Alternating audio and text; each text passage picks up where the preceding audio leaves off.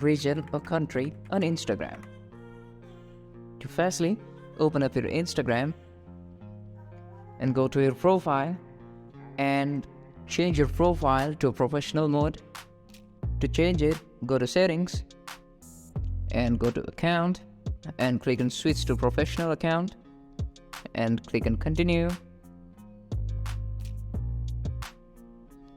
and describe what best suits you and click on done and choose a business and click on next